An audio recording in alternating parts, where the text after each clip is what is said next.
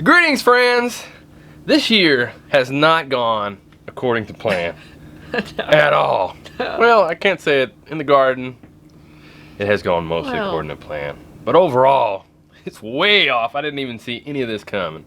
For starters, we haven't been able to do a lot of the trips that we had planned for this year.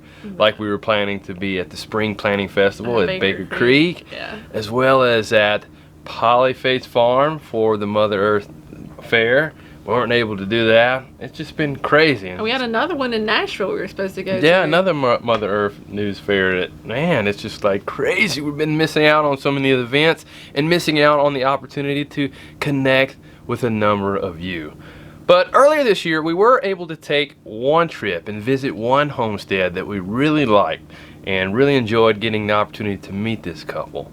Cait and Joe, who also live in North Carolina, which is where we live, we were able to visit their homestead. Property about 5 years ago, and we were still living abroad. I was teaching at international schools, so we were in between Venezuela and Japan. We came and looked around this area and found this property.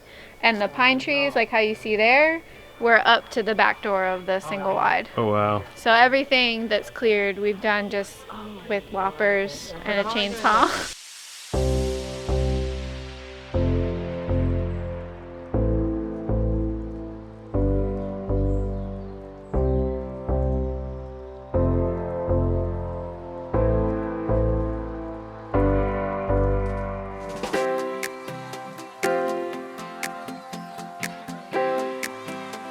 Oh, wow. The first summer Joe was here, he just did this like 25 by 25 foot bed, and then we've just kind of pushed it.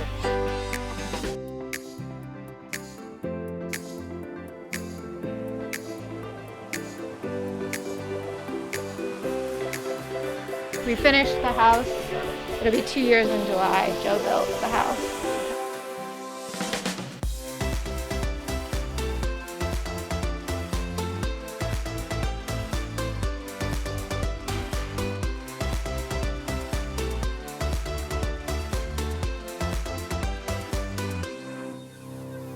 A lot of hard work. Yeah, and it's always changing. Well, actually, I have roofing framing down. You guys have, what are you doing on your property? Well, we live on a yurt. We live in a yurt, not on a yurt. Whoop, wrong thing came out. We live in a yurt, and we started a homestead about 6 years ago. Great. And the land has been in her family for a number of years, and had a trailer on, so we had to. It was old. We had to tear the trailer down. That was a process, and then we set the yurt up, and then we've gradually just been building our farm, taking trees out here this past year, like you all had to do, and just building it from scratch the same way. So it's a lot of work. So we understand. Yeah, we do. We're like, this is so beautiful. So when you said chainsaw and loppers, I was like, I know exactly what you're talking about. Yeah, we have a perimeter fence around about 3 acres, and so the goal is to get it all clear. It's very swampy over there, and you'll see we had a pond dug out first thing because we were thinking we'd be able to use the subsoil for the mound for the house, but it's all clay. So we got a pond, and we have a mountain of clay we've been like chipping away at. You can take out as much clay home as Oh yeah. We have plenty of clay.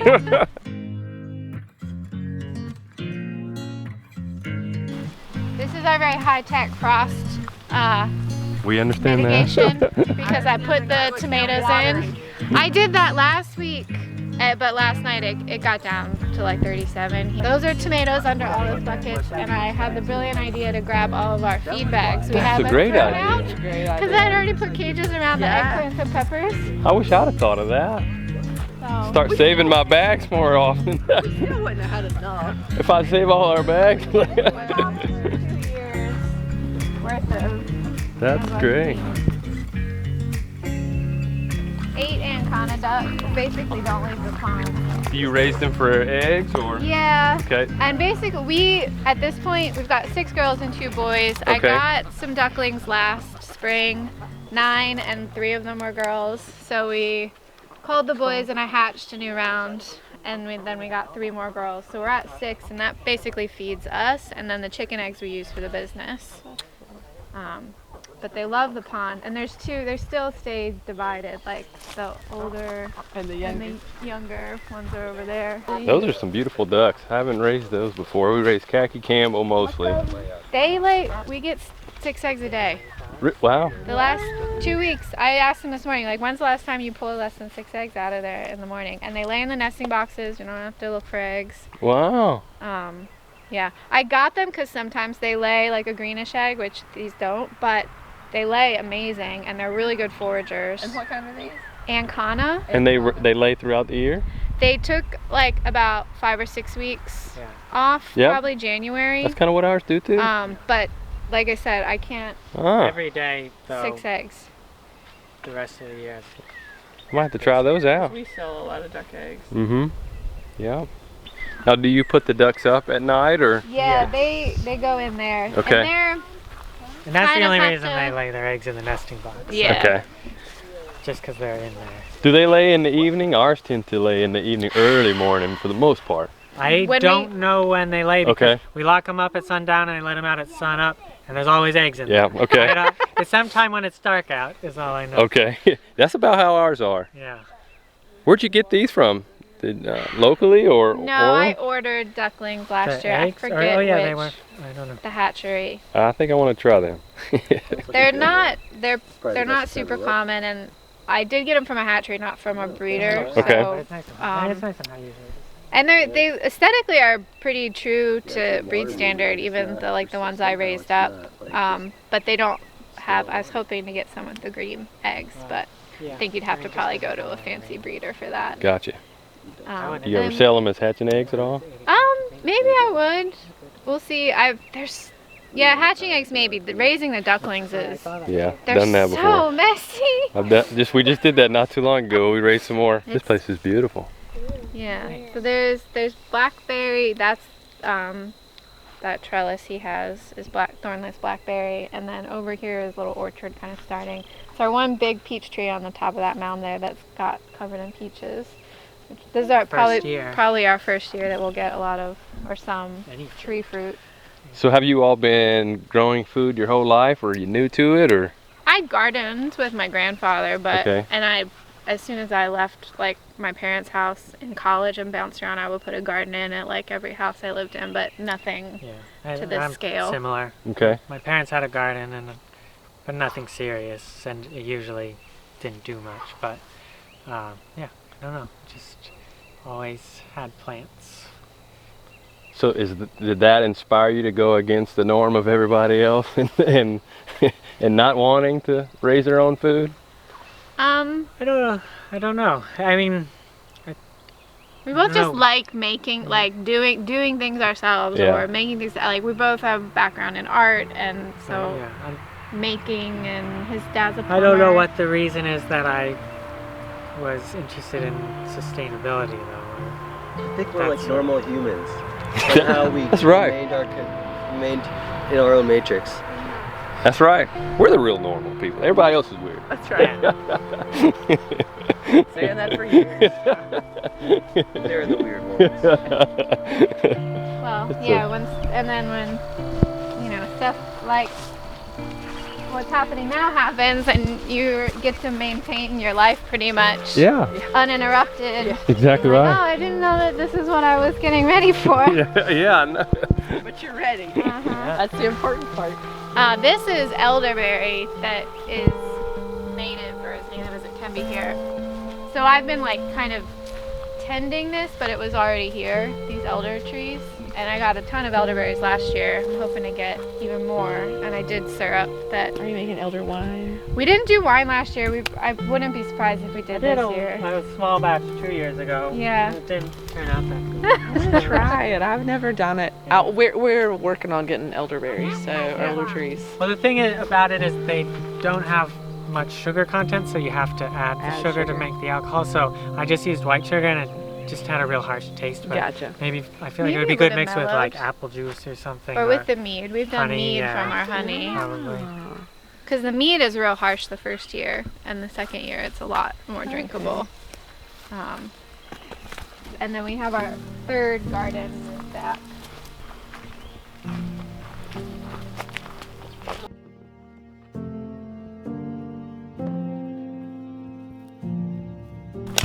We did our tomatoes and other nightshades over here last year, and then we've got like spring brassicas and our garlic here now.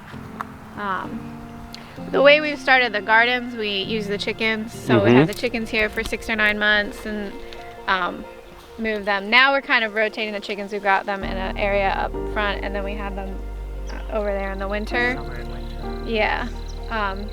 I think if we got big enough gardens where we could rest a garden for a whole year, we'd probably put them in there. But right now I'm working on like kind of having good pasture in both, so that when we're switching them back and forth, they've got more grazing.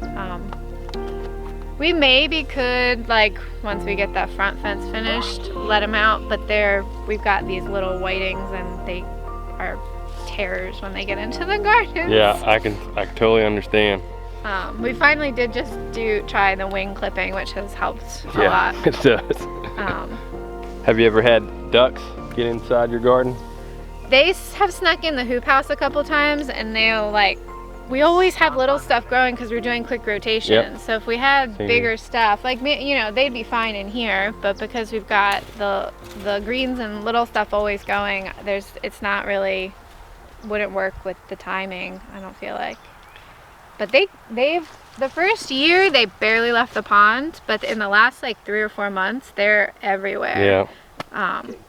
Yeah, which is, again, the fence. I'm getting nervous. I don't want them out by the road because they're not really that smart. I've had ducks before decimate a 50-foot row of lettuce.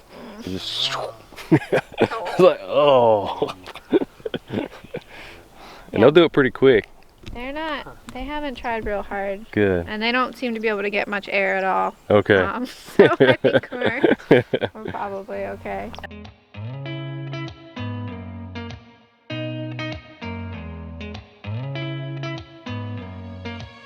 Because of the weird weather this year, these were growing great, and then it got warm, and then we got cold again. So a lot of this got stunted. We're still using it for cooking, which is the beauty of the business the way we do it. Like, the produce doesn't have to look a certain way, or so we just harvested a bunch of cauliflower heads like this size, and I did them in a curry. So we'll probably be clearing this out soon. But I liked this. It's like it's a quicker growing. The stem is green cauliflower. So I started more, and I'll see if it'll tolerate the heat, and I might be able to get another round of them. There you go. This year was amazing because it never got cold over the winter, so we were still harvesting our fall brassicas in February. Wow, that's awesome. Yeah, so I was overly optimistic. I think my cabbages still might head, but like a lot of these broccoli are just, they're like, it's already, you know, getting too open, so we'll probably harvest that before too long and maybe get a meal or two out of it. But the cabbage just doesn't seem to be rushing itself, so hopefully we'll get some heads there. And then we have, how many, 1,000 garlic maybe? So this is our 3rd year with this garlic where we've saved it and planted our own, and it's great. We have some hard neck, but mostly soft neck, and I think we'll do some braids for the farmer's market this year, but we used it for the cooking business this year, but it still lasted quite a few months. The year before, it kept all the way through till we planted it again the next year. The other thing about doing the cooking is we grow a huge variety of stuff. It's a lot different than some of the market gardeners that are doing like the high turnover, high profit things. We can grow a much wider variety, and as things come off, we put them in a meal. Okay. And we don't have to, we're not working with restaurants that need like the same thing consistently for a period of time. If something doesn't do well, like we have a ton of other stuff. We did a lot of pumpkins and winter squash, and we're still using those in our cooking from what we harvested last fall because they've kept through. So it's more appealing to, it's more of how we were growing anyway before we started doing the business, but it also is just a lot more flexible, and you know, if something doesn't work out, it's a lot easier to just figure out something else to do. So with running your farm as a business, what are the different avenues that you use? You mentioned farmers market to sell your produce. Most of the produce that we are growing, we turn into food, and we sell a meal subscription, like a weekly meal delivery. We offer like a $10 veggie box that people will buy, and we put a little bit of produce in there. But basically, when we were doing the farmers market, we would just take whatever extra we had that week, but the majority of what we grow, we turn into food. Or some other products. Last year with the eggplant I was making baba ganoush. We did pesto, a lot of just value added stuff. And our commercial kitchen is just like 4 miles up the road. So we harvest in the morning and take it to the kitchen, cook the food all day Sunday, and then it gets delivered. Joe delivers on Mondays. We have a couple delivery drivers now. But yeah, it worked out great. I love having the kitchen right there too. Super cool. Now, are you doing hugel beds? Yeah, and there's a big one that he's working on over there. I just saw the big pieces of wood. I was like, oh. There's all kinds of layers going on. But yeah, the mound over there he's been working on, because we've got the clay. So there's the clay and then the sticks, and then there's a horse farm a couple miles up the road, and they let us have as much manure as we want, and they do like a really good job of keeping the stalls clean. So the bedding has already got a good mix. So she was saying that you're the main one building the beds here? Yes. So can you explain that process? The only one building the bed. Well, mostly we were doing, because we get a lot of rain here, raised beds sort of for better drainage, just to keep the bed. So the method I was doing was just measuring out 4 foot wide rows and then doing 1 foot where I dig down and put it on the bed to bring it up. And then we have a lot of composted horse manure in the beds. And then in the ditches we were just laying down small pine trunks from places we've cleared. We're adding wood chips. Okay.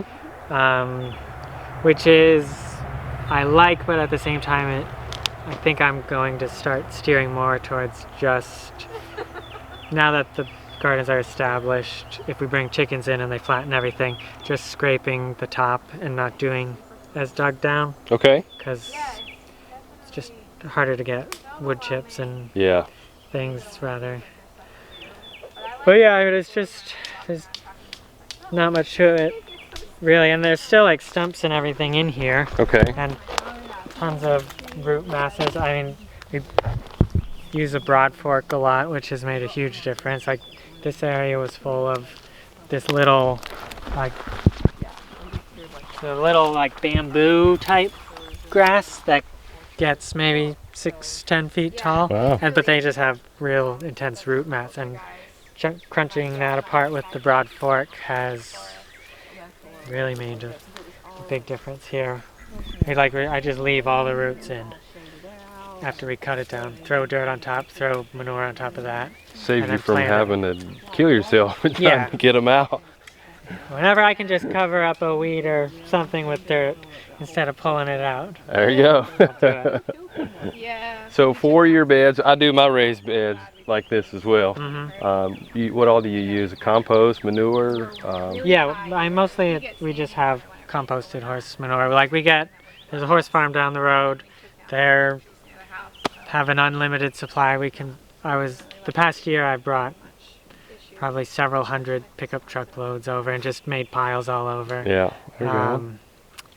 And it seems to be a good carbon to nitrogen ratio. I don't add anything to it. I just pile it up and it heats up on its own because of the bedding they use, I guess. And that's great. So we just leave it sit for a few months till it cools down again, and then put it on the beds like that. And we haven't really used any other amendments. Okay, that's great. Besides that.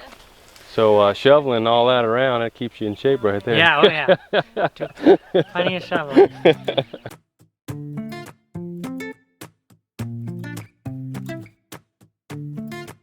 The problem is the deer do come up here. Okay. And they especially like these because there's no thorns on them. But I'm just attaching them to here. Okay. And they fruit on the second year canes. Okay. So after these fruit, I can cut them down, and there's already new ones coming up. So those will come up and I'll just attach them to the wire. Okay. And yeah, hopefully... So you just use fence posts is what these are? Yep. Yeah, okay. And you drill a hole through there to run your wire. Right. And so hopefully this summer, at least some of the bigger ones will send out some runners that I can dig up and fill in. And, you know, here's a little fig,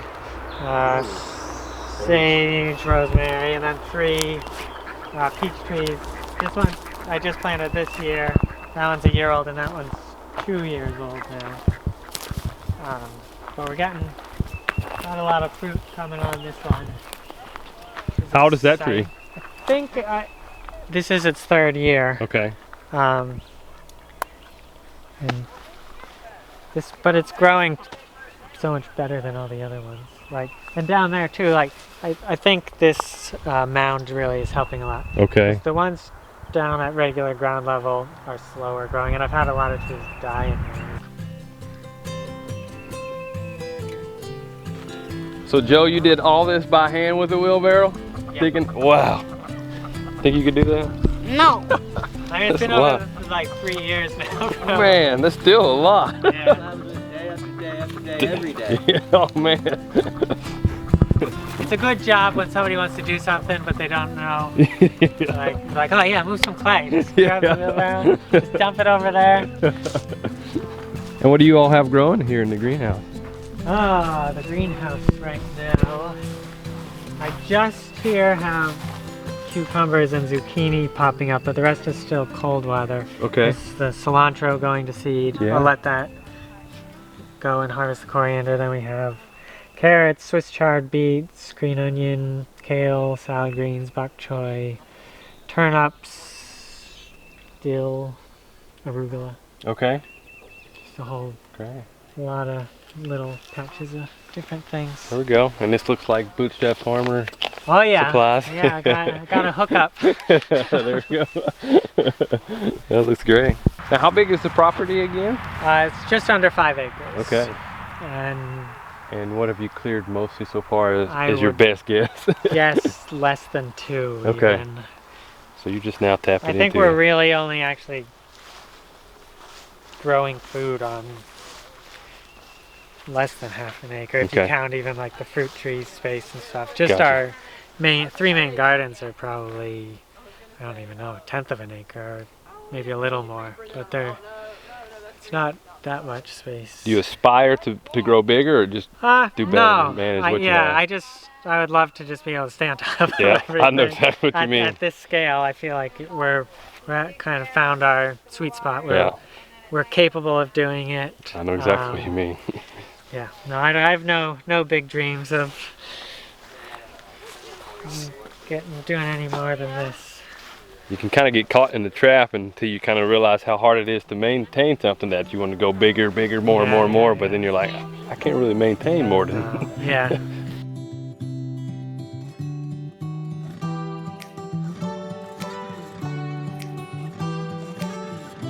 So Joe and Cait, you guys are doing some awesome work here.